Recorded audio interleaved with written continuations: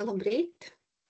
Prieks jūs redzēt šajā webinārā publisko iepirkumu plānošana, regulējums un prakses piemēri. Ceru, ka katrs no jums iegūs ko vērtīgu no šī, gan iesācējs, gan arī jau profesionālis. Tātad sākam. Vispirms gribu vērst uzmanību, ka mums jau iepirkuma biroja tīmekļa vietnē ir sagatavoti ļoti daudz materiāli par publisko iepirkumu plānošanu. Mūsu ceļvedī ir pat vesela e-mācību sadaļa, kur ir ļoti daudz materiāla. Tāpat ir apkopojums palīgi publisko iepirkumu veiksmīgai plānošanai. Un arī ir iespēja pieteikties jaunumiem, lai jūs pirmie uzzinātu, kas ir aktuāls iepirkuma biroja tīmekļa vietnē vai kādi notikumi ir gaidāmi.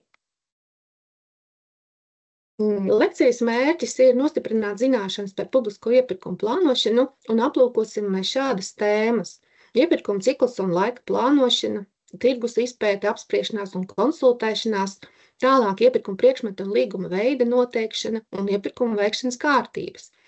Aplūkosim, kādi ir līguma cenu sliekšņi un kā noteikt paredzamo līguma cenu mūsu iepirkumam. Un tad arī aplūkosim iepirkuma priekšmeta dalīšanu daļās un iepirkuma nepamatotu sadalīšanu. Pieskarsimies centralizētiem un kopīgiem iepirkumiem, uzsvērsim iepirkuma plāna nepieciešamību un īsi arī aplūkosim nepareizas plānošanas sekas. Jau seno laiku veiksmīgie cilvēki ir atzinuši, ka plānošana ir vissvarīgākā stratēģijas sastāvdaļa, un ja mēs zinām, ko darām, tad nav svarīgi, cik daudz izaicinājumu mums priekšā sagaida, tad mēs nonāksim veiksmīgi pie mērķa, un to es jums arī visiem novēlu.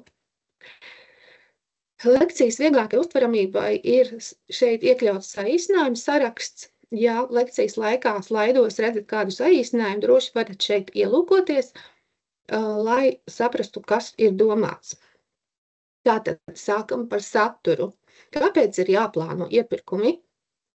Plānojam tāpēc, lai mēs apzinātu to vajadzības apjomu, kas ir nepieciešams, laiku, kad tā ir vajadzīga, pasūtītāju finanšu iespējas, noskaidrotu nepieciešamos laika, darbinieku un ekspertīzes un citus resursus, tāpat arī, lai nodrošinātu efektīvāku un kvalitatīvāku iepirkumu procesu, līguma noslēgšanu un vadību un novērstu pārkāpumus publisko iepirkumu piemērošanā. Plānojam, ņemot vērā savu iepirkumos gūto pieredzi, savus pieejamos finanšu un citus resursus, kā arī termiņus, kuros šis iepirkums ir jāveic. Jāsaka, ka iepirkuma plānošanas procesu neregulē publisko iepirkumu likums, bet iestāde izstrādā savus iekšējos noteikumus. Bet vienlaikus ir jāņem vērā publisko iepirkumu likuma 11. pants, ka līguma cenas aprēķina principi un aizliegums sadalīt iepirkumu, lai izvairītos no paredzamās līguma cenas pārkāpuma. Vispirms skatāmies uz savu iepirkumu priekšmetu. Kas tas ir? Varbūt man tas ir jāpērk elektronisko iepirkumu sistēmā, vai tas varbūt ir publisko iepirkumu likuma izņēmums. Ja mūsu iepirkuma priekšmets ir minēts 816. Ministru kabineta noteikumu 1. pielikumā, kādas preces vai pakalpojumi, tad no noteiktas summas tas mums ir jāpērk elektronisko iepirkumu sistēmā. Un šeit ir jāuzsver, bieži uzdot jautājums, ja es esmu nopircis kaut ko šajā elektronisko iepirkumu sistēmā, un es arī kaut ko līdzīgu gribu pirkt ārpus šīs sistēmas, vai man šīs līguma cenas ir jāsummē? Atbilde ir nē, nav jāsummē, jo tas, ko jūs nopirkāt elektronisko iepirkumu sistēmā, tas jau ir ticis iepirkts iepirkuma rezultātā, un tas jums vairs klāt nav pie sava iepirkuma jāsummē. Varbūt mūsu iepirkuma priekšmets ir izņēmums. Skatāmies uz publisko iepirkumu likumu 3., 4. un 5. pantu. Un šeit par izņēmumiem ir jāatzīmē, ka tos piemēra ļoti šauri, tikai tad, ja izpildās visi normā minētie nosacījumi. Varbūt mēs savu iepirkumu varam veikt kā strateģisko iepirkumu. Šeit es atgādinu, ka strateģiskais iepirkums ir tāds iepirkums, kad veicot mēs savu iepirkumu vajadzības apmierināšanai, vienlaikus sasniedzam arī kādu citu mērķi, vai tas ir vides vai sociālais vai inovāciju kādu veicam, varbūt arī reizē gan vides, gan inovācijas mērķis sasniegts un tam līdzīgi. Tātad iepirkumu var aplūkot kā tādu ciklu, kā tādu projektu, kuram ir sākums, beigas, noteikti resursi, termiņi un arī noteikts rezultāts tiek sasniegts galā. Tātad iepirkuma ciklu mēs varētu sākt ar šo vajadzības noteikšanu, kas ir pasūtītāja kompetence. Tad skatāmies, kas mums ir, ko mums saka tirgus izpēte, kā mums ir jāsagatavo šis iepirkums, lai tas būtu veiksmīgs. Plānojam iepirkumu, sagatavojam dokumentāciju, izsludinam, vērtējam piedāvājumus, noslēdzam līgumu, vadam šo līgumu, un kad šis cikls ir noslēdzies, tad izdaram secinājumus, kas mums veicās, kas netika veicās, vai rezultāts ir tāds, kā mēs gaidījām, vai tas prasīja vairāk vai mazāk resursu, kā mēs plānojam, un izdarām tātad secinājumus turpmākajiem iepirkumiem. Visa šā cikla veikšanai, protams, ir jāplāno arī pasūtītāja resursi. Tas ir laiks, tie ir darbinieki ar vajadzīgām kompetencēm, tā ir varbūt arī ekspertīze, kas jāpiesaista. Un vispār arī jāuzdod jautājums, vai manai plānotājai vajadzībai vispār ir iepirkuma līguma pazīmes. Šīs pazīmes ir minētas publisko iepirkumu likuma 1. panta 9. punktā, un ir tādi iepirkumi potenciālie, kuriem arī nav šīs pazīmes, piemēram, kaut kādu hakatona aspektu iepirkumi un tam līdzīgi. Tātad arī šis ir jautājums, uz ko mums ir jāpaskatās. Būtisks resurss, kas ir vajadzīgs iepirkuma veikšanai, ir laika plānošana. Es domāju, ka visi praktiķi to lieliski zina. Šeit esmu izgājuši cauri iepirkuma ciklam, plānošana, sagatavošana, izsludināšana, piedāvājuma saņemšana, vērtēšana un līguma slēgšana, un atzīmējusi traknrakstā tās darbības, kuras mums laika rāmī reglamentē regulējums, tātad publisko iepirkumu likums.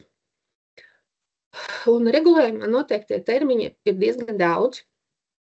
Sākot jau ar apspriedi ar piegādātāju, kur mums ir 10 darbdienas vismaz jādod tirgumu komentēt mūsu dokumentus. Tad ir minimāli piedāvājuma iesniegšanas termiņi. Dažādās iepirkuma kārtībās tie ir dažādi. Regulējumā to var apskatīties, ja 9. pantam vismaz 10 darbdienas, 10. pantam vismaz 5 darbdienas, procedūrām vismaz 15 dienas un uz augšu.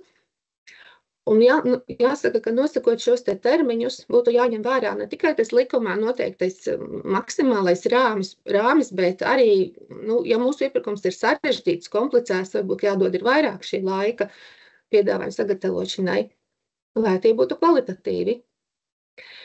Tad likums arī nosaka papildu informācijas sniegšanas termiņu līdz piedāvājuma iesniegšanai, kas dažādām iepirkuma veikšanas kārtībām ir dažāds. Arī pieteikuma piedāvājuma atvēršana mums ir noteikta, ka to veic ne ātrāk kā 4 stundas pēc iesniegšanas termiņa beigām, ja tas piedāvājums vai pieteikums ir iesniegts elektroniski iepirkuma sistēmā. Vēl mums ir termiņš par skaidrojumu papildu informācijas saņemšanai no piegādātājiem. Tie ir dažādi, sākot no 3 darbdienām, nodokļu saistību neizpildes gadījumā, tad 10 darbdienas ārvalstu pretendentu izziņām, un ir arī tāds termiņš samērīgi ar atbildes sagatavošanai nepieciešamo laiku, kas tad ir jāizvērtē attiecīgi no konkrētās situācijas. Procedūrās un 10. pāntā mums ir nogaidīšanas termiņš pirms līguma slēgšanas. Tātad šīs 10 darbdienas plus 1 diena. Un, ja ir iesniegts iesniegums birojā par dokumentācijā iekļautām prasībām vai jau par pasūtītāju lēmumu, tad šis likumā noteiktais izskatīšanas termiņš ir mēnesis, un sarežģītos gadījumos to var pagarināt. Un jāsaka, ka regulējumā ir noteikti vēl arī citi termiņi par informācijas publicēšanu un tam līdzīgi. Tā kā šis ir tas rāmis, kas ir obligāti jāievēro, plus vēl citas darbības, ko mēs jau redzējām arī iepriekšējā slaidā.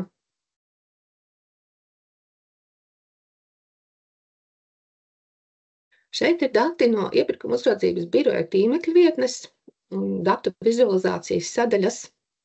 Cik tad ilgi laiku paņem lēmumu pieņemšana un apmēram procedūras vidējais ilgums. Šie ir dati uz 9. februāri. Aicinu ieskatīties biroja tīmekļa vietnē, kādi dati tur redzami uz šodienu, vai ir kaut kas mainījies, un kā jūs paši izskatāties uz šī vidējā fona. Tātad datos ir uz 9. februāri konstatēts, ka mums ir 35,37 dienas vidējais lēmumu pieņemšanas ātrums, un savukārt procedūras ilgums no izsludināšanas līdz lēmumu pieņemšanai ir 60,35 dienas. Jā, tātad šajā datu vizualizācijas sadaļā var sekot līdzi informācijai un salīdzināt ar savu sniegumu savā iestādē. Tad, kad esam noteikuši vajadzību, ir jāveic tirgus izpēte. Tā ir pasūtītāja vajadzībai atbilstoši tirgus piedāvājuma apzināšana, proti kāds ir piegādātāja loks, kāds ir cenu līmenis vai vispār ir šādi piegādātāji. Un pienākums veikt tirgus izpēti izriet no publisko iepirkumu likuma 2. pantā noteiktā mērķa nodrošināt pasūtītāja līdzekļu efektīvu izmantošanu. Un tirgus izpēte būtu jāveic pirms katra iepirkuma, procesu dokumentē, un tirgus izpētes rezultātā netiek slēgts iepirkuma līgums. Tā ir tikai tirgus izpēte. Vēl iepirkuma sagatavošanai var izmantot apspriedi ar piegādātājiem. Tā ir domāta iepirkuma sagatavošanai un piegādātāju informēšanai. Ir 2 veidu apspriedes paredzētas publisko iepirkumu likumā. 18. panta 2. daļa. Šajā gadījumā mēs informējam par mūsu plānoto iepirkumu un ievietojam dokumentus savā tīmekļa vietnē. Savukārt 18.2. pants jau pārēdz publicēt informāciju publikāciju vadības sistēmā un rezultātā sagatavot apspriedes ziņojumu. Un šī apspriede dod tiesības atklātā konkursā, slēgtā konkursā un konkursa procedūrā ar sarunām slēgt līgumu ar vienīgo kandidātu vai pretendentu, ja tikai viens šāds piegādātājs ir iesniedzis savu piedāvājumu. Biroja tīmekļa vietnē arī ir sagatavots skaidrojums par tirgus izpētes veikšanu ar detalizētu informāciju par to, kā veikt aptaujas, kā dokumentēt, iesaku izmantot. Vēl viens veids, kā mēs varam uzzināt, kā labāk sagatavot savu dokumentāciju, ir konsultēšanās neatkarīgiem ekspertiem, iestādēm vai piegādātājiem. Šis instruments ir paredzēts iepirkuma plānošanai un sagatavošanai, bet ir jāņem vērā, ka šī konsultēšanās nedrīkst ierobežot konkurenci un nedrīkst pārkāpt vienlīdzīgas attieksmes un caurskatāmības principus. Un to nodrošina gan paziņojot citiem kandidātiem un pretendentiem būtisku informāciju, kura tika sniegta kandidātu vai pretendentam iesaistoties iepirkuma sagatavošanā, vai kura izriet no šādas iesaistīšanās. Tātad visiem pārējiem tirgus dalībniekiem arī ir jābūt šādai informācijai, lai nebūtu pārkāpts vienlīdzīgas attieksmes princips. Tāpat būtu jānosaka atbilstošs termiņš pieteikumu vai piedāvājums iesniegšanai, lai arī citi pretendenti, potenciāli piegādātāji varētu iepazīties ar šo informāciju un iekļaut to un sagatavot savu piedāvājumu. Bet, ja visi šie pasākumi nav pietiekami un mēs nevaram to vienlīdzīgas attieksmes un caurskatāmības principu nodrošināt, tad piegādātāji izslēdz no dalības iepirkumā. Šis te minētais 42. pānta 2. daļas 12. punkta izslēgšanas iemesls attiecas uz konkrēto iepirkumu, un tam nav noteikts noilguma termiņš. Šeit ir piemērs par konsultēšanu dalību iepirkuma sagatavošanā. Tātad uzņēmums X ir piedalījies pasūtītāja izsludināta iepirkuma projektē un būvē tehniskās specifikācijas izstrādē. Tad pasūtītājs izsludina šo projektē un būvē iepirkumu. Un šajā iepirkumā piedāvājumu iesniedz arī uzņēmums X. Un pasūtītājs lemj par uzņēmumu X izslēgšanu no projektē un būvē iepirkuma, jo šis te uzņēmums X ir piedalījies projektē un būvē iepirkuma tehniskās specifikācijas izstrādē, un šeit nevar ar citiem līdzekļiem novērst nepamatotas priekšrocības. Protams, šis ir ilustratīvs piemērs un situācijas var būt dažādas un jāvērtē katrā gadījumā atsevišķi. Tālāk lūkojamies jau uz iepirkuma priekšmetu un līguma veidu noteikšanu. Tas mums ir svarīgi tālāk, lai noteiktu, kāda mums tie līguma cenu sliekšņi ir jāpiemēro un kāda attiecīgi iepirkuma kārtība. Iepirkuma priekšmetu līguma veida definīcija mums ir dota 1. pantā publisko iepirkuma likumā, un šeit ir izdalīti pakalpojumu līgumi, piegādes līgumi un būvdarbu līgumi. Tātad pakalpojumu līgums mums ir tāds līgums, kur priekšmets ir tādu pakalpojumu sniegšanu, kas nav minēti šā likuma pirmajā pielikumā - būvdarbu līguma nomenklatūra.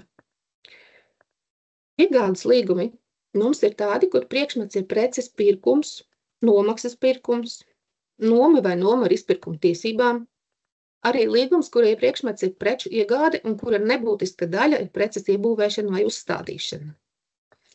Savukārt būvdarbu līgums mums ir iespējams vairākos gadījumos, piemēram, ja priekšmets ir pirmajā pielikumā minēto būvdarbu veikšana, tātad pirmais pielikums ir būvdarbu līguma nomenklatūra.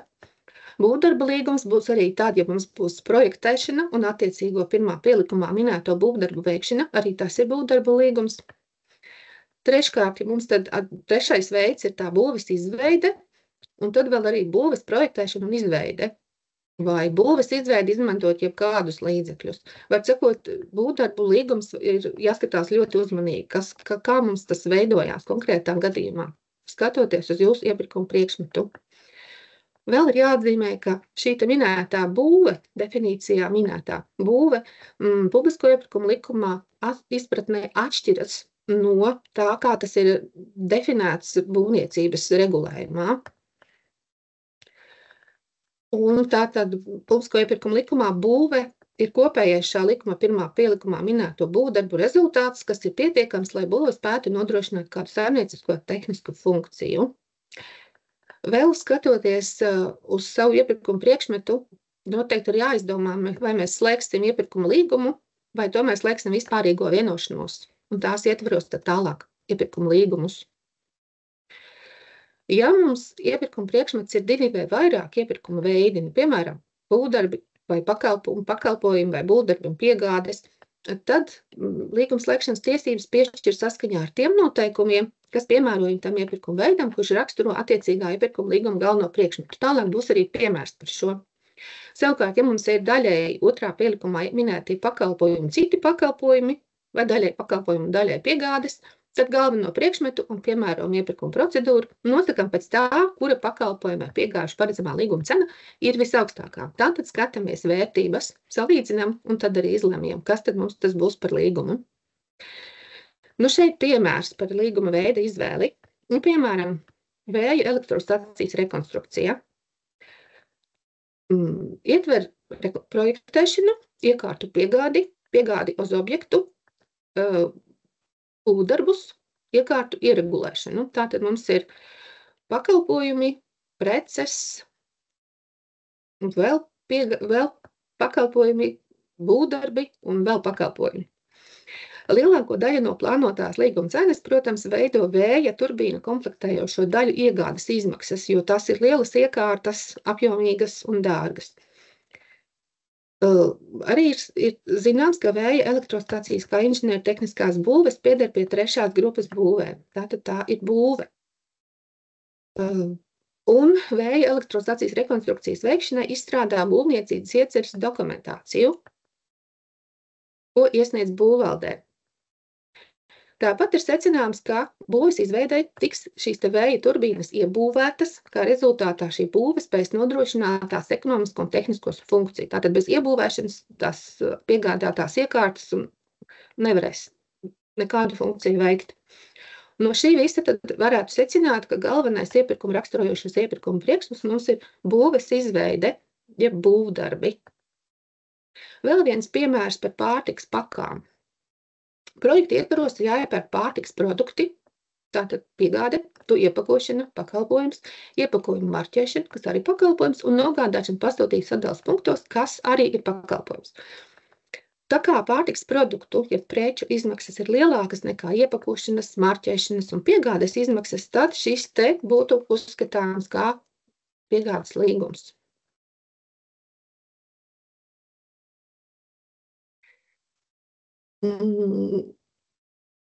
Ja mēs esam noteikuši savu paredzamo līguma cenu, līguma veidu, tad skatāmies arī uz tām iepirkuma veikšanas kārtībām, kādas mēs varam piemērot. Mums ir procedūras, kas ir noteikti 8. panta 1. daļā atklāts konkurss, slēgts konkurss, kurus var piemērot pasūtītājs jebkurā brīdī, kad viņš to vēlās. Savukārt konkursa procedūra ar sarunām, konkursa dialogs ir procedūras, kuras var izmantot tikai stingri regulējumā noteiktajos gadījumos.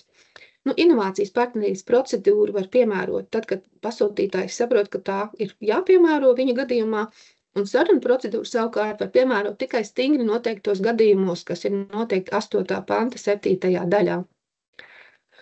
Tad vēl mums ir iepirkuma veikšanas kārtības, kā meta konkurss, publisko iepirkumu likuma 9. pāns, jeb mazie iepirkumi, un 10. pāns, jeb atvieglotā procedūra, kas attiecās uz publisko iepirkumu likuma 2. pielikumā iekļautajiem pakalpojumiem. Apskatījām iepirkuma līguma veidus, iepirkuma priekšmetu veidus, procedūras. Tagad ķersimies pie paša laika nopietnākā un svarīgākā jautājuma par līguma cenas noteikšanu. Atgādinu, ka paredzamā līguma cena ir cena ar visiem nodokļiem, izņemot pievienotās vērtības nodokli. To nosaka, lai pareizi izvēlētos iepirkuma procedūru, un šī līguma cena ir jāskatās no piegādātāja puses, proti, tajā jāietver viss, ko piegādātājs saņems iepirkuma līguma izpildes laikā. Tātad tās būs visas ar līguma īstenošanas saistītās izmaksas, un piemēram arī valsts sociālās apdrošināšanas obligātās iemaksas. Tie būs arī visu citu personu maksājumi, nevis tikai pasūtītāju maksājumi. Ja būs paredzēts arī šādas citas personas piesaistīt šim te līgumam, piemēram, ja mums ir veselības apdrošināšanas iepirkums darbiniekiem, tad mēs šeit paredzamajā līguma cenā iekļaujam arī iespēju to summu, ko varētu maksāt darbinieku ģimenes locekļi, kuri arī vēlētos apdrošināties šī iepirkuma līguma ietvaros. Ja? Tātad šie būs tie arī citu personu maksājumi. Tāpat iekļaujam paredzamajā līguma cenā visas nākotnes opcijas, piemēram, līguma pagarinājumus. Piemēram, ja es plānoju slēgt līgumu uz 1 gadu, bet ar iespēju pagarināt vēl uz 1 un vēl uz 1, tātad kopā uz 3 gadiem līgums cenā, es paredzamajā līguma cenā iekļauju visu 3 gadu šo te plānoto izmaksu summu, ja? Nevis tikai par 1 gadu. Jāatgādina vēlreiz 11. pantā minēto, ka ir aizliegts nepamatoti sadalīt daļās iepirkuma priekšmetu, lai izvairītos no iepirkuma vai attiecīgās iepirkuma procedūras piemērošanas. Piemēram, pēc finansējuma avota, kas būtu fondu projekts kaut kāds vai pamatbudžets, ja?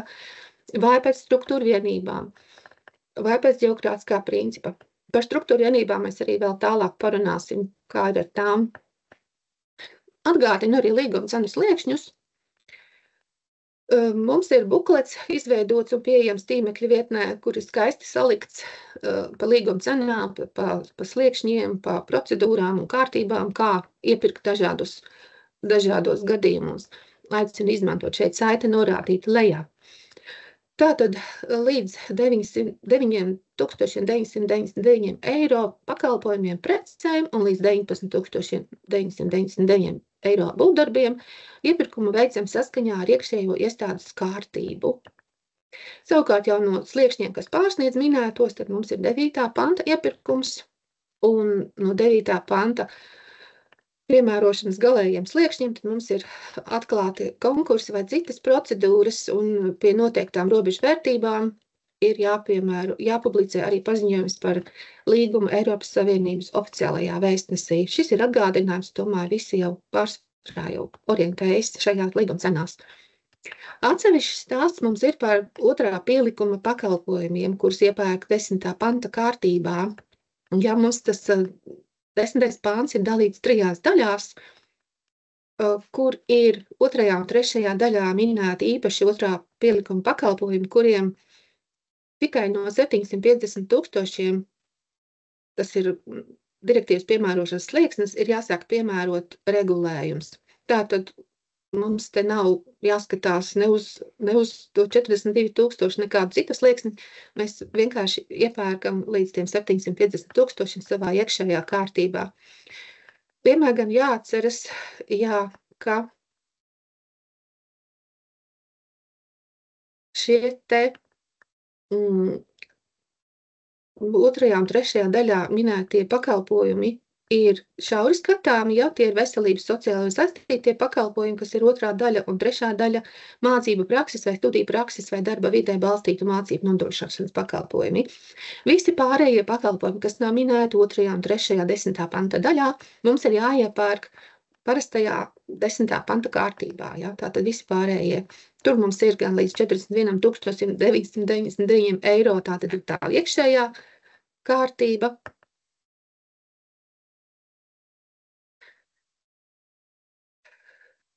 Un tad ir jāņem vērā, ka mums 2. pielikumā ir iekļauts tāds pakalpojums kā apsardzes pakalpojums, kuram visos gadījumos, kad mēs viņu pērkam, ir jāpārbauda izslēgšanas iemesli. Ja mums tas iepirkums ir 9. panta slieksnī, ja šis te apsardzes pakalpojuma iepirkums, tad mēs pārbaudām 9. panta izslēgšanas iemeslus. Ja tas jau ir no 9. līdz atklātam konkursam tajā slieksnī, tad mēs pārbaudām 42. panta izslēgšanas iemeslus. Par šiem apsardzes īpašajiem pakalpojumiem prezentācijas laikā uzsvēršu vairāk kārt, tāpēc, ka tas ir ļoti svarīgi ievērot, jo šis ir viens tāds izņēmums, kas ir ļoti būtisks, un apsardzes iepirkums pērk regulāri un diezgan daudz mūsu pasūtītāji. Tālāk iesim pie līguma cenas noteikšanas principiem. Kā jau es iepriekš jau pieskāros, ka vajadzības jāplāno kopumā pasūtītāja līmenī, neizdalot finansējuma avota. Pēc finansējuma avota, jā. Jāplānoja pasūtītāja līmenī, nevis atsevišķu struktūru vienību līmenī, un ir jāsummē vienlaikus plānojam iepirkumi. Tie, ko mēs varam vienlaikus plānot, un mēs zinām, ka būs vajadzība. Runājot par pakalpojumiem un piegādēm, ir jānosaka, kuri iepirkumi ir apvienojami. Piemēram, līdzīgi pakalpojumi būs tādi, kuriem ir līdzīgs saturs, un tos sniedz pārsvarā viens pakalpojums sniedzēja loks. Piemēram, kafijas paužu nodrošināšana, tas mums ir līdzīgs pakalpojums, vai mēs to pērkam semināram vai konferencē vai kam citam. Skatāmies uz to līdzīgo piegādātāju loku. Tāpat arī līdzīgas preces skatāmies. Tām ir viens izmantošanas mērķis, līdzīga funkcionalitāte, tāds piegādā pārsvarā viens piegādātāju loks, piemēram, kanclejas preces. Par šiem līdzīgiem pakalpojumiem un līdzīgām precēm nevienmēr ir jāizpildās visiem šiem minētām pazīmēm. Ja, tur jāskatās no situācijas uz situāciju pēc būtības un jāvērtē šis piegādātāju loks. Runājot par būvdarbiem, galvenā pazīme būs tā vienotā tehniskā vai ekonomiskā funkcija. Piemēram, tehniskā varētu būt savstarpēji savienotu ielu renovācija, tātad viņas veids vienu tehnisku funkciju, mēs pārvietojamies no vienas uz otru, uz trešo par šīm te savienotām ielām. Vai ekonomiskā funkcija varētu būt, piemēram, pasūtītāja izglītības iestādes, kurām visām vajadzīgs vienlaicīgi apmēram renovācija, ja, tad mēs skatāmies, vai tās nav savstarpēji jāsummē šie te būvdarbi, vai noteiktu paredzamo līgumu cenu kopējo. Ja ir šaubas par izvēlētās paredzamās līguma cenas noteikšanas metodas pareizību, tad piemērojam to iepirkuma procedūru, kas atbilst augstākajai paredzamajai līguma cenai. Ja neesam pārliecināti, ka mēs varam veikt 9. panta iepirkumu, veicam atklātu konkursu. Ļoti iesaku pieturēties pie šī principa, lai novērstu nepamatot iepirkumu sadalīšanu.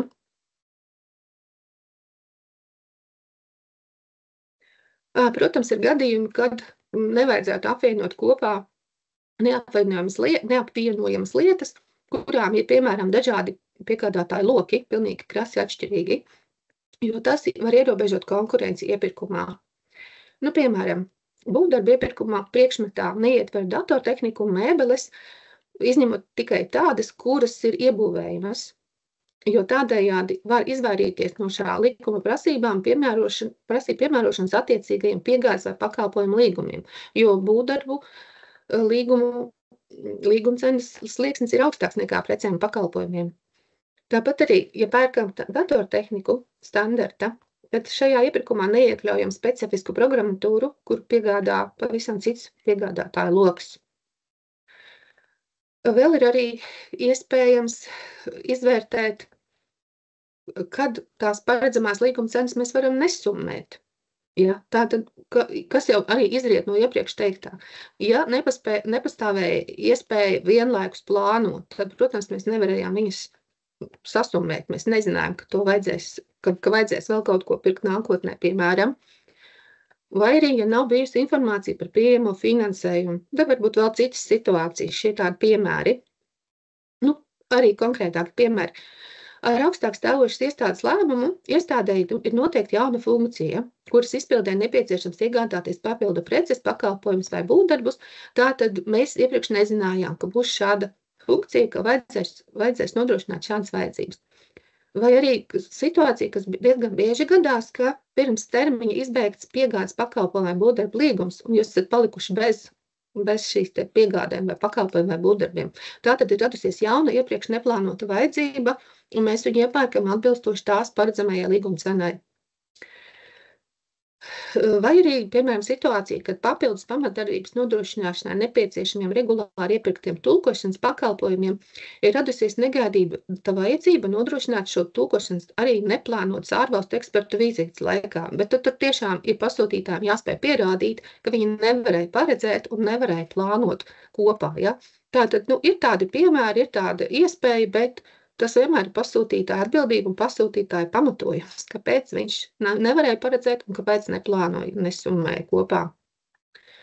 Šeit ir viens piemērs. Tas ir arī publicēts mūsu skaidrojumā paredzamās līguma cenas noteikšanas pamatprincipi. Piemēru iekļauju tāpēc, ka par to bija uzdots pirms webināra jautājums. Tātad neplānota vajadzība, kā tas varētu izskatīties dzīvē. Sākotnēji, piemēram, es plānoju, ka es pavasarī veikšu cenu aptauju un rudenī 2 cenu aptaujas par vienu un to pašu iepirkumu priekšmetu. Man viņa katra ir cenu aptaujas slieksnī, saskaitot kopā nesasniedz 9. pantu, un es varu to darīt. Bet pēkšņi vasarā tiek piešķirts papildu finansējums. Ko tagad darīt? Vai organizēt vasarā cenu aptauju atsevišķu? Šeit tad pareizā rīcība būtu tāda. Tikko mēs uzzinām, ka mums ir jauni līdzekļi piešķirti, mēs tad skatāmies. Pavasara cenu aptauju es jau esmu veikusi, tur es vairs neko nevaru darīt. Es nezināju, ka būs šis vasaras piešķīrums, bet man ir palikušas 2 rudens cenu aptaujas, kas vēl jāveic. Un tagad vēl vasaras cenu aptauja klāt. Es sasummēju visu kopā un skatos, man ir 9. panta slieksnis, es veicu 9. pantu. Tātad par tām neplānotām vajadzībām ir tā, ka tad tikko jūs uzzināt, ka tāda ir radusies, ja, ka jums šī vajadzība būs, tad skatāmies, ko mēs vēl varam saplānot kopā un kā tas iet kopā ar mūsu vispārējo iepirkumu plānošanu. Ja? Šeit nebūtu pareizā pieeja, ka mēs veiktu vēl 2 rudens cenu aptaujas un vēl 1 cenu aptauju vasarā, kaut arī šī vasaras un 2 rudens kopā veido 9. panta slieksni jau. Uzdod mums arī jautājums par to, vai iepirkuma priekšmetu līguma cenu summēšanā ir izšķirošs šis CPV kods, kas ir tas kopējās iepirkuma vārnīcas kods.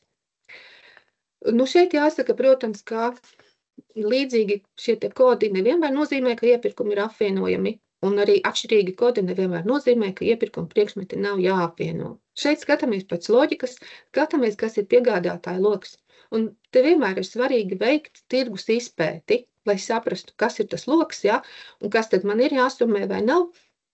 Protams, CPV kods var būt tāds uzmudinājums, pievērst uzmanību, jā, šeit varētu būt jāsummē iepirkumu, bet tas nevienmēr tā ir. Varbūt detalizētāk tagad pieskarsimies paredzamās līguma cenas noteikšanai, pakalpojumiem un piegādēm. Jo pakalpojumus un piegādes var plānot kā regulārus vai kā neregulārus iepirkumus, un tad atšķiras tā iepirkuma plānošanas kārtība, kas ir attiecīgi noteikti 11. pantā dažādās daļās. Ja mēs runājam par regulāru iepirkumu plānošanu, tad tie regulāro iepirkumu pazīmes tad būtu tās, ka regularitāte ir noteikti iekšējā kārtībā, un šie pakalpojumi vai preces ir nepieciešami pasūtītāja darbības nodrošināšanai. Katru dienu, piemēram, vai reizi mēnešos, un ir iepriekš plānojami. Mēs zinām, ka mums vajadzēs nākošu gadu un aiznākošu gadu un tā. Un tad mēs paredzamo līguma cenu nosakām 12 mēnešu periodam. Šis 12 mēnešu periods var nesakrist ar kalendāro gadu. Viņš var sākties, teiksim, 1. februārī, ja jums tas ir budžeta gada sākums un beigties nākamā gada 31. janvārī. Ja? Tātad regulāri iepirkumi. Savukārt, ja mēs neregulārus iepirkumus paskatāmies, tad tā vajadzība nav pastāvīga un regulāri neatkārtojas. Viņi ir vajadzīgi ik pa laikam, teiksim, kaut kādas darbinieku mācības. Ja ik pa laikam mums vajag, mēs viņus nopērkam. Un līguma cena notiek atbilstoši konkrētā līguma vērtībai, vai arī vairāku līguma vērtībām kopā, ja tiek slēgt vienlaicīgi noteiktā laika posmā. Piemēram, mēs zinām, ka mums ir vajadzīgas darbinieku mācības, mums ir vajadzīgas pamatdarbībā viņas un ir vajadzīgas kaut kādā projektā. Mēs zinām to, mēs zinām, ka tas 2 gadu laikā mums tas ir jāizdara. Mēs tad paskatāmies, ka pakalpojums sniedzēja loks ir viens šīm mācībām, un summējam šīs paredzamās līguma cenas, un tad veicam vai nu vienu iepirkumu atbilstoši paredzamai kopējai līguma cenai, vai 2 iepirkumus dažādos laikos, ja mums tā ir ērtāk, bet katru atbilstoši kopējai paredzamai līguma cenai. Šis te minētais laika posms, noteiktais laika posms, kurā būtu jānosaka kopīgi šī paredzamā līguma cena, tas nav definēts un ir katrā individuālā gadījumā jāskatās reālajā dzīvē, cik tālu mēs varam šo te plānošanu paredzēt un veikt. Ja? Tas ir pakārtot citiem mērķiem, citiem aspektiem kā mērķis, vajadzība vai iepirkumi iepriekš zināmi un tam līdzīgi. Ja? Tāda noteikti posmi nav. Piemērs. Paredzamās līguma cenas noteikšana pakalpojumiem. Te ir daži tādi īpaši gadījumi, kur vēršu jūsu uzmanību, ja, piemēram, mums nepieciešami projektēšanas un autoru uzraudzības pakalpojumi, ko abus sniedz parasti viens komersants projektē un arī pēc tam veic autoru uzraudzību, tad šo pakalpojumu paredzamā līguma cena būtu jāsummē. Arī tad, ja ir plānots slēgt 2 atsevišķus līgumus ar laika nobīdi, ja, paredzamo līguma cenu nosakam kopā. Ja mums ir būvuzraudzības pakalpojumi nepieciešami, tad vērtējam arī sasaisti ar būvdarbu iepirkumiem, kuriem šī būvuzraudzība tiks veikta. Piemēram, ja mums ir jāveic būvuzraudzība 2 būvobjektos, kuri savstarpēji ir saistīti, vienota tehniskā vai ekonomiskā funkcija, tad arī būvuzraudzības pakalpojumi būtu jāsummē šiem abiem objektiem kopā un būvuzraudzība jāiepērk atbilstoši abu objektu kopējai paredzamai līguma cenai. Šeit viens piemērs par nepamatotu sadalīšanu pakalpojumi, arī no prakses, jā, reāls piemērs. Pasūtītājs vienlaikus īsteno 2 saturā līdzīgus Eiropas Savienības fondu projektus, tātad vajadzība ir vienlaikus zināma. Abu projektu ietvaros rīko vienu kopīgu 3 dienu konferenci, tātad ir viens mērķis. Ar dažu dienu atšķirību konferences nodrošināšanai veic cenu aptaujas. Tātad ir dažas dienas starp tām cenu aptaujām tikai. Pirmā aptauja par scenogrāfijas risinājumu un nodrošinājumu šai konferencē, un otrais par audiovizuālā radošā un tehniskā risinājuma izstrādu un nodrošināšanu. Šai pašai konferencē tātad varēja vienlaikus plānot abus šos iepirkumus. No katra minētā projekta finansē vienu šo te minēto cenu aptauju. Ja? No viena projekta scenogrāfija, no otra audiovizuālo risinājumu. Un kopējā paredzamā līguma cena abām šīm cenu aptaujām kopā sasniedz 10. panta piemērošanas slieksni. Abu iepirkumu priekšmets ir 2. panta pielikumā iekļauts pakalpojums, pasākumu organizēšanas pakalpojumi. No CPV kods ir līdzīgs, tātad līdzīgi pakalpojumi. Mēs gan runājam, ka tas vēl neko nenozīmē, bet jāskatās ir papildus apkārt arī, kas ir ar piegādātāju lūku. Uzaicinājums uz katru cenu aptauju ir izsūtīts atšķirīgiem piegādātājiem. Tad jautājums ir, vai pasūtītājs šajā gadījumā ir veicis tirgus izpēti, ņemot vērā, kas tālāk sekos šajā piemēram. Un pasūtītāja arguments, kāpēc viņš ir veicis 2 cenu aptaujus, nevis vienu 9. panta iepirkumu, teiksim, kopā, kā audiovizuālā nodrošinājuma kompānijas nepiedāvā scenogrāfijas un radošos risinājumus tādā apjomā, kā nepieciešams pasūtītājiem konferences organizēšanai. Bet, veicot pārbaudi, ir konstatēts, ka līdzīga konference tika rīkota arī pagājušajā gadā un arī aizpagājušajā gadā, un abi minētie pakalpojumi tika pirkti vienā kopīgā iepirkumā, un līgums par abiem pakalpojumiem tika noslēgts ar uzņēmumu, kurš ir tagad arī uzvarējis vienā no šīm te minētajām 2 cenu aptaujām, bet uz otru cenu aptauju šis uzņēmums netika uzaicināts. Tātad līdzīgs piegādātāja loks. Šajā gadījumā, ņemot vērā visu visu kompleksu, ja, ka vajadzība bija vienlaikus zināma, viens mērķis, varēja vienlaikus plānot, līdzīgi pakalpojumi. Nu, šeit ir secinājums, ka, jā, ka ir notikusi nepamatota sadalīšana, vajadzēja veikt vienu iepirkumu vai divus iepirkumus, bet katru atbilstoši tā kopējai paredzamai līguma cenai, jo piegādātāja loks abām šīm cenu aptaujām bija viens. Par būvdarbiem. Šeit ir dažādas situācijas iespējams, un dzīvē arī tie gadījumi ir ļoti dažādi. Gribu uzsvērt, ka galvenā pazīme būvdarbiem ir šī atbilstība vienai tehniskai vai ekonomiskai funkcijai, par ko mēs jau runājām, un tad papildu norādes, kas vēl varētu norādīt uz šo te vienoto funkciju, ir, ka ir viens pasūtītājs, īsa laika starpība, kas arī nav definēta, līdzīgi darbi, viena ģeogrāfiskā teritorija, vienota līguma vadība un iespēja vienam uzņēmējam veikt visus darbus, tas vienotais piegādātāja loks. Un šeit arī reāls piemērs no nepamatotas būvdarbu sadalīšanas. Pasūtītājs īsteno 2 fondu projektus, ierobežotas projektu atlases ietvaros, kuru norisi daļēji pārklājas, tātad varēja vienlaikus plānot. Pirmajā projektā būvdarbu iepirkums izsludināts publicējot paziņojumu par līgumu Eiropas Savienības oficiālajā vēstnesī, un otrajā projektā nepublicējot paziņojumu šajā vēstnesī. Abu projektu ietvaros tiek rekonstruētas ielas, kuras ir savstarpēji savienotas. Tātad otrajā projektā izbūvētā iela, par kuru nebija paziņojums oficiālajā vēstnesī, sākas un beidzas pie pirmā projektā izbūvētajām ielām. Tātad no tās otrajā projektā izbūvētās ielas nemaz nekur nevar aizbraukt, ja nebrauc pa pirmajā projektā izbūvētajām ielām. Tātad te varētu secināt to šīs otrā projektā izbūvētās ielas vienoto tehnisko un ekonomisko funkciju ar pirmajā projektā izbūvētajām ielām. Abu šo projektu mērķis ir vienas degradētās teritorijas revitalizācija, tātad vienots mērķis. Fondu līdzekļu pieejamība šo projektu realizācijā bija zināma kopš 2015. gada, un rekonstrukcijas visas bija iekļautas jau detāla plānojumā 2017. gadā, varēja vienlaikus plānot. Ņemot vērā visu šo kompleksu, būvdarbu iepirkums otrajā projektā bija jāsummē ar būvdarbu iepirkumu pirmajā projektā un jāizsludina kā iepirkums ar tātad virs Eiropas Savienības noteiktā sliekšņa, tātad ar publikāciju Eiropas Savienības oficiālajā vēstnesī. Protams, arī būvdarbu sadalīšanā katru gadījumu jāskata individuāli un atsevišķi, un tāda vienota recepte nav. Šeit mēs nonākam pie tā, ko jau minēju par struktūru vienībām. Ko tad darīt ar tām?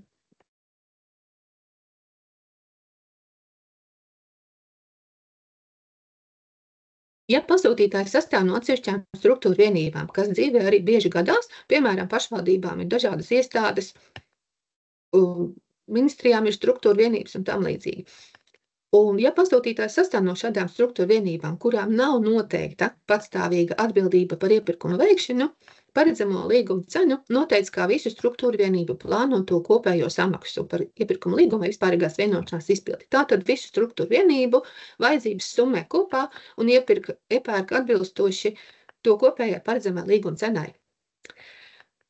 Regulējums noteica, ka patstāvīga atbildība par iepirkumu veikšanu struktūru vienībā ir tad, ja šī pasūtītāja struktūra vienība saskaņā ar iekšējos normatīvos aktos noteikto kompetenci šī pastāvīga atbildība ir piešķirta. Tātad struktūra vienība neatkarīgi veic iepirkumu, slēdz iepirkumu līgumu vai vispārīgo vienošanos un šo iepirkumu finansē no tās rīcībā esošiem finanšu līdzekļiem.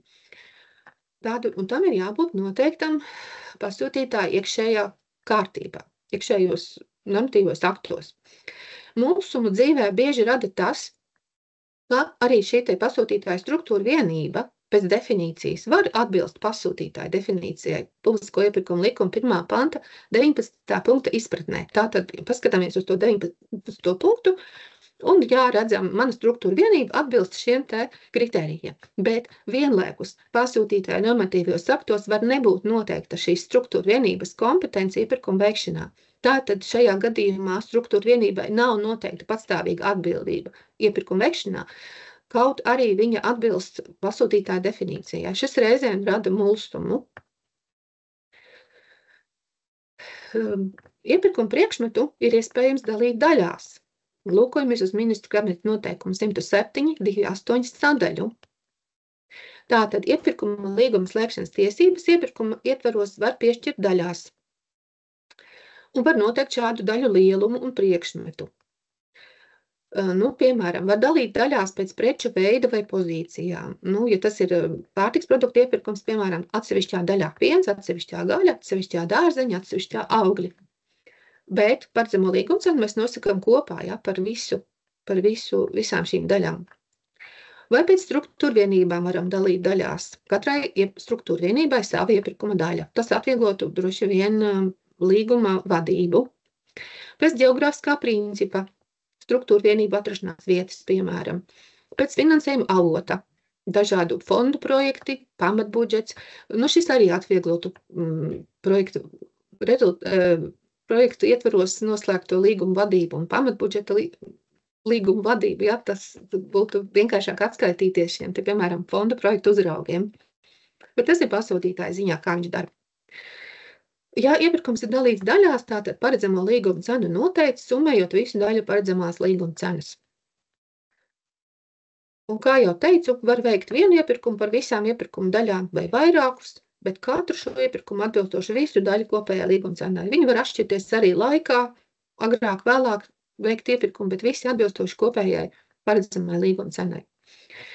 Ja iepirkuma priekšmets nav dalīts daļās, tad iepirkuma procedūras dokumentos iekļauj skaidrojumu par iemesliem, kas ir par pamatu līguma slēgšanas tiesību piešķiršanai, nedalot daļās. Bet, ja iepirkuma priekšmets loģiski nav dalāms daļās, tad skaidrojums nav jāiekļauj. Piemēram, mēs būvējam vienu būvi, tad nav nekādu skaidrojumu, jo būve ir būve, un par to mēs veicam vienu iepirkumu. Ir vēl tāds mehānisms, ko var izmantot pasūtītāji dažādās dzīves situācijās, piemēram, kad ir beidzies līgums un nav vēl paspēts noslēgt jaunu līgumu, vai kādā citā situācijā, piemēram, kad vajadzīgs ir ātrāk kaut ko iepirkt nekā to pamat vajadzību. Tad mums ir 11. panti, 6. un 7. daļa. Būvdarbiem, pakalpojumiem un precēm mēs varam nodalīt daļu, kura nesasniedz 20% no visu daļu kopējās paredzamās līguma cenas un nepārsniedz 80 000 precēm, pakalpojumiem, būvdarbiem 1 miljonu, un iepirkt šo daļu tā kā atbilstoši šās daļas paredzamai līguma cenai. Te ir piemērs par daļas nodalīšanu. Ja mums ir piegādes līgums, 220 000 eiro, sadalām mēs viņu 4 daļās.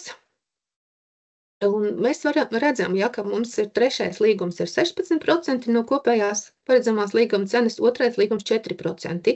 Tātad iepriekš minētā regulējuma ietvaros mēs varam nodalīt vai 3. daļu vai 2. daļu un iepirkt ātrāk, pirms iepirkuma vai vēlāk, bet atbilstoši, teiksim, 3. līgums mums ir 36 000, tas mums būs 9. pāns.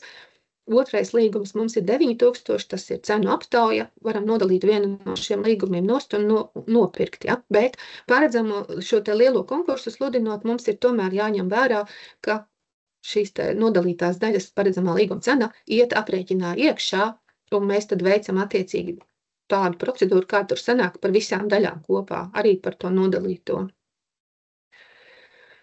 Vēl mums ir tādi mehānismi kā vispārīgā vienošanās un dinamiskā iepirkuma sistēma. Kā tad tur aprēķināt paredzamo līguma cenu? Vispārīgajai vienošanās paredzamo līguma cenu mēs aprēķinām kā visu paredzamo iepirkuma līgumu kopējo līguma cenu tās darbības laikā. Savukārt dinamiskā iepirkuma sistēmai kā visu paredzamo iepirkuma līgumu kopējo līguma cenu dinamiskās iepirkuma sistēmas darbības laikā. Šeit esmu ielikusi arī saiti uz dinamiskās iepirkuma sistēmas vadlīnijām, ko izstrādājas Eiropas komisija, varat izmantot, ielūkoties. Un par DIS ir jāsaka, ka praksē bija uzdots jautājums, vai var piemērot vai veidot dinamisko iepirkumu sistēmu semināru pakalpojumiem. Pasūtītājiem plānot, gribas, vajadzīgs ir iepirkt daudz seminārus, un viņš gribētu veidot šo te DIS. Ir tā, ka dinamisko iepirkumu sistēmu izmanto bieži lietojumiem, tirgo plaši pieejamiem būvdarbiem, pakalpojumiem, piegādēm, kur ir tādi standartizēti. Ja tas ir sarežģīts kaut kas, piemēram, kā semināri, vadīšana, reklāmas kampaņa izstrāde, tad šī dinamiskā iepirkuma sistēma nebūs piemērota. Vēl mums ir iepirkuma kārtība metu konkurss, un to rīko kā atsevišķu procedūru vai kā iepirkuma procedūras sastāvdaļu. Un metu konkursā mēs paredzam, ja mums ir paredzēts godalgas vai maksājumi konkursu dalībniekiem, tad mēs paredzam līguma cenā arī tos iekļaujam. Ja mēs paredzam, ka pēc metu konkursa mums būs saruna procedūra, tad paredzamajā līguma cenā iekļaujam šīs paredzamās saruna procedūras ietvaros noslēdzamā līguma, paredzamo līguma cenu.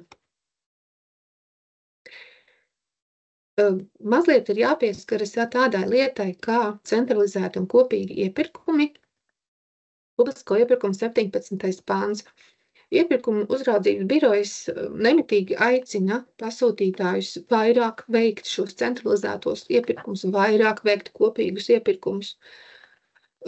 Uzsverot tās ieguvumus, kad mēs iegūstam labākas cenas, jo lielāks apjoms ir, mēs varam izmantot un apvienot savu potenciālu, savu iepirkumu speciālistu potenciālu.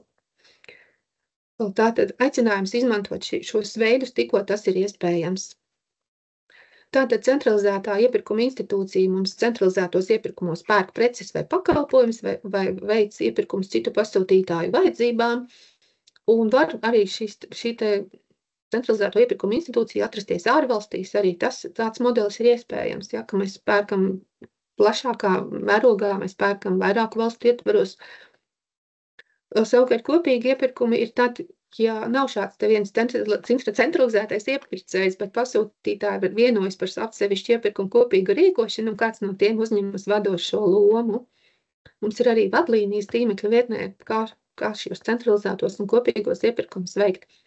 Šeit atkal ir dati no iepirkuma uzraudzības tīmekļa vietnes par centralizēto iepirkumu skaitu un procentuālo daudzumu. Šie dati uz 9. februāri. Es paskatījos šodien, kā mums izskatās. Šodien mums jau izskatās, ka ir 152 centralizēti iepirkumi, bet procentuāli gan tie ir 9,5, tātad procentuāli nav vairāk, bet skaitliski ir vairāk. Šeit daži piemēri no prakses par centralizētiem un kopīgiem iepirkumiem, ko mēs esam ieguvuši savā darbības ietvaros. Ja mēs iepērkam elektronisko iepirkumu sistēmā, tad tas arī ir centralizēts iepirkums. Šīs te 816. ministru kabineta noteikumu pirmā pielikumā noteikto preču un pakalpojumu grupas, ja, kurām centralizēto iepirkumu institūcijas ir veikušas iepirkumu, mēs viņus izmantojam, tie ir centralizēti iepirkumi. Vēl ir tā, ka viedās administrācijas un reģionālās attīstības ministrija centralizēti iepērk preces un pakalpojumus savam resoram, un viņi iepērk centralizēti arī priekš klimata un enerģētikas ministrijas resora. Piemēram, semināru, komandējumu, telekomunikāciju, tulkošanas pakalpojumus un saimnieciskā nodrošinājuma iepirkumus šī ministrija centralizēti iepērk gan savam resoram, gan arī klimata un enerģētikas ministrijas resoram. Ir arī mums informācija, ka Preiļu novada pašvaldība centralizēti veic iepirkums visu novada pašvaldību iestāžu un struktūru vienību vajadzībām. Tad ir vēl šis te pie centralizētiem iepirkumiem minams arī šī dinamiskā iepirkuma sistēma izmantošana. Un valsts akciju sabiedrība valsts nekustamā īpašuma izveidojas jau otro dinamisko iepirkumu sistēmu centralizētā enerģijas iegādē, elektroenerģijas iegādē, kura pašlaik darbojas. Ja pirmā sistēma bija izveidota, tā jau darbojās noteikti laiku un beidza darbību, un pēc tam secināja, ka ir ļoti efektīvi šāda sistēma un izveidoja otru, tāpēc šeit darbojas jau otrā. Par kopīgiem iepirkumiem runājot, Liepājas valstspilsēta kā vadošā pašvaldība 2023. gadā veica kopīgu iepirkumu sadzīves atkritumu apsaimniekošanu Dienvidkurzemes atkritumu apsaimniekošanas reģionu pašvaldību administratīvajās teritorijās ar Dienvidkurzemes novada, Saldus novada un Kuldīgas novada pašvaldībām. Tādi piemēri no reālās dzīves. Beigās, bet varbūt, ka vajadzēja sākumā minēt, ka ir jāveido iepirkuma plāns, un tas ir jāpublicē elektronisko iepirkumu sistēmā pasūtītājiem tātad mēnešu laikā no gadskārtējā budžeta apstiprināšanas dienas. Un iepirkuma plānā mēs ietveram informāciju gan par 8. pantā minētajām procedūrām, gan par metu konkursiem, gan 9. panta iepirkumiem un plānotiem 10. panta iepirkumiem. Un arī regulējumā ir noteikts, kāda vismaz informācija ir jānorāda. Pasūtītājs iepirkuma plānu aktualizē pēc nepieciešamības. Nesen uzdevu jautājumu, ja nobīdās man iepirkums par 1 mēnesi, salīdzinājumā ar to, kas bija plānots iepirkuma plānā, kas man ir jādara?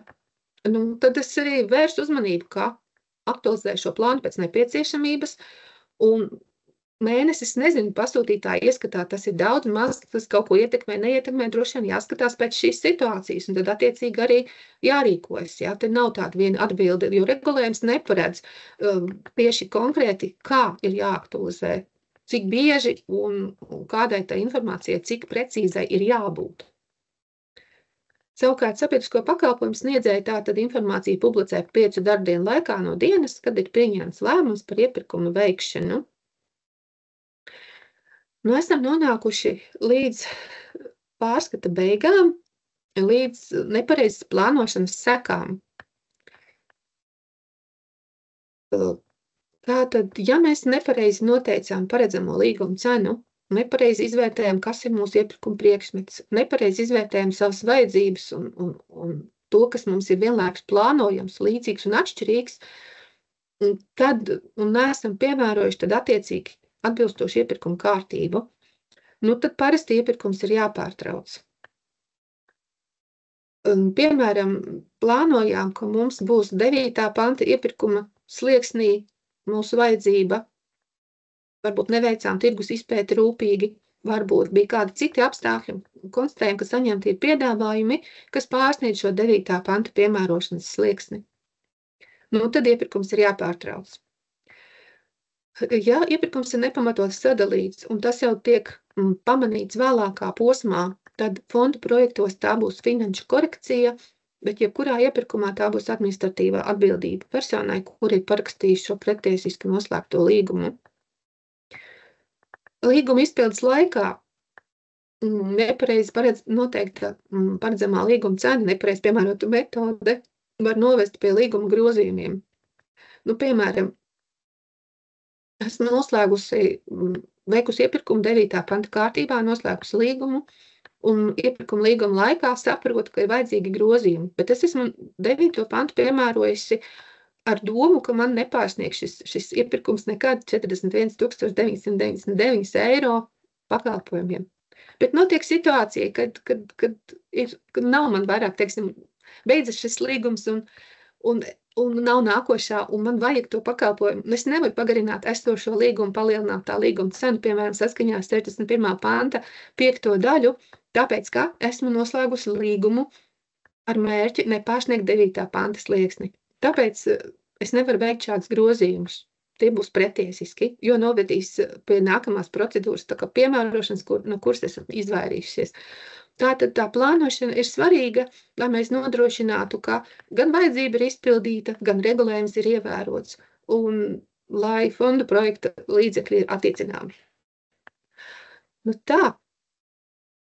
Tas bija tas, ko es vēlējos pateikt, dalīties ar piemēriem un atgādināt regulējumu. Paldies!